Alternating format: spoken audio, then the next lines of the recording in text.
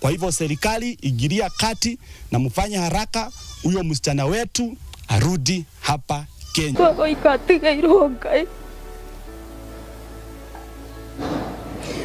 Julai mwaka 2023 katika uwanja wa ndege kimataifa wa Tan Son Nhat huko Vietnam, ndiyo wakati Margaret Nduta mwenye umri wa miaka 37 kutoka kaunti ya Murang'a, Kenya alipokamatwa. Margaret alikuwa akisafiri kutoka Qatar kuelekea Laos. Mamlaka ya Vietnam ilipata zaidi ya kilo 2 za cocaine zikiwa zimefichwa katika sehemu ya chini ya begi lake. Kulingana na hati za mahakama, Nduta alidai kwa mwanaume mmoja Mkenya anayejulikana kwa jina la John ndiye aliyemwajiri kupeleka begi hilo kwa mwanamke mmoja nchini Laos. Margaret alidai kuwa hakujua kama kulikuwa na dawa za kulevya ndani ya begi hilo na alilipwa takriban shilingi 168,350 sawia na dola 1,300 za Marekani kwa kazi aliyokuwa akifanya, huku gharama zake za usafiri zikilipwa. Margaret Nduta alipita ukaguzi wa usalama katika uwanja wa ndege kimataifa Jomo Kenyatta jijini Nairobi, uwanja wa ndege kimataifa wa Bole nchini Ethiopia na uwanja wa ndege kimataifa wa Hamada nchini Qatar bila kugunduliwa kabla ya kukamatwa nchini Vietnam. Mnamo Machi tarehe 6 mwaka 2025, mahakama ya huko Vietnam ilimhukumu Nduta adhabu ya kifo kwa kosa la kusafirisha dawa za kulevya.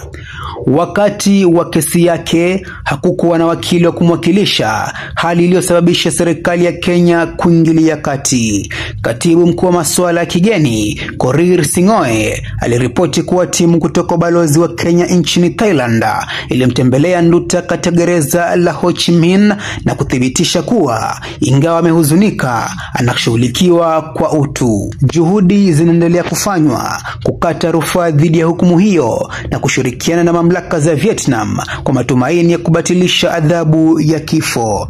Ikumbukwe kuwa Vietnam ina sheria kali zaidi duniani kuhusu dawa za kulevya. Makosa ya kusafirisha dawa hizo ni miongoni mwa makosa 22 yanayostahili adhabu ya kifo.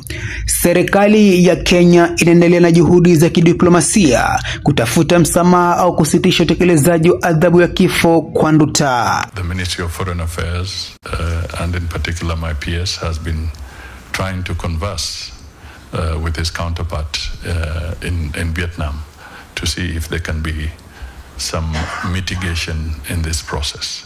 So that is one thing. Mamlaka zilipanga kutekeleza adhabu hiyo ya kifo mnamo Machi tarehe 16, huku familia yake ikiomba muujiza ili kuokoa maisha yake.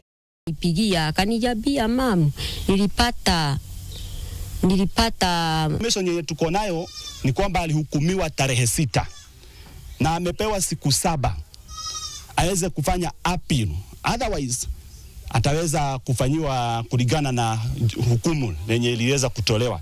Familia ya Margaret Nduta, hasa mama yake, imeomba achiliwe au apewe fursa ya kutumikia kifungo chake nchini Kenya ikiwa hatasamehewa. Naomba munisaidie, mniletee huyo msichana huku, alafu mkitaka kumfuga mumfugie huku, mpeleke huku Kenya, na muomba tu. Ile information yenye tuko nayo ni kwamba alihukumiwa tarehe 6 na amepewa siku 7 aweze kufanya appeal, otherwise ataweza kufanyiwa kulingana na hukumu yenye iliweza kutolewa. So tumebakisha siku 2, kwa hivyo serikali ingilia kati na mfanye haraka huyo msichana wetu arudi hapa Kenya. Mama yake Purity Wangui ameshikwa na huzuni kubwa na anatamani kumwona binti yake kwa mara ya mwisho, lakini hana uwezo wa kusafiri kwenda Vietnam. Hivyo basi ameomba Rais William Ruto na viongozi wa ndani kuingilia kati katika kesi ya binti yake. Sisi tunaongea hivi, uhai wake unahesabiwa madakika. Naomba tusaidiwe na government. Sisi hatuna uwezo ya kutoa mtoto wetu huko. Naomba mtusaidie, mtoto wetu arudi nyumbani. naomba kwa heshima President Dr. William Samoei Ruto uweze kusikia kilio cha mama kutoka jamii maskini. Mimi huyo mtoto akirudi Kenya naweza hisi vizuri sana.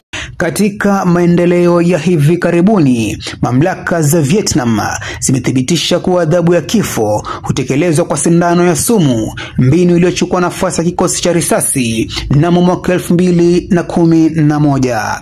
Serikali ya Kenya inaendelea kufanya juhudi za kidiplomasia kutafuta msamaha au kusitisha utekelezaji wa adhabu ya kifo kwa Nduta. Request for a statement from the chairperson of the Departmental Committee on Defense, Intelligence and Foreign Affairs on the following. 1. Urgent measures that the government is taking to intervene and assist Ms. Margaret Nduta Macharia, a Kenyan arrested sentenced to death in Vietnam. As I've earlier said, that we have another statement and we'll still bring them together and first week after we resume. I want to take this opportunity to ask and to request the President of the Republic of Kenya, William Samoei Ruto, to assist this lady called Margaret Nduta, who is supposed to be hanged tomorrow in Vietnam. This lady did no crime. This is a lady who was at the wrong place in the wrong time. This is a lady who was misused, used, and abused. This is a lady who was used to transport drugs. We should not lose a Kenyan, Mr. President. You need to act with speed. You need to help Margaret Nduta. Margaret Nduta should not be hanged tomorrow. And I know that you can take your phone, you can call the Vietnam government, and we need not to lose this lady. We as Kenyans, we need to unite behind this lady because she's one of our own. Even if it is exchanging one of the cabinet secretaries who is corrupt in this government with this lady, let us do so. Whatever it will take us to do, let us do so that we can save the life of Margaret Nduta. Thank you. God bless you. Ubalozi wa Kenya nchini Thailand unaongoza juhudi hizo, ukitafuta kujadiliana kusitisha utekelezaji wa hukumu hiyo ili kutoa nafasi kwa mazungumzo zaidi kati ya serikali ya Kenya na Vietnam. Nikiripotia The Reporter TV, langu jina ni Kelvin Kalama.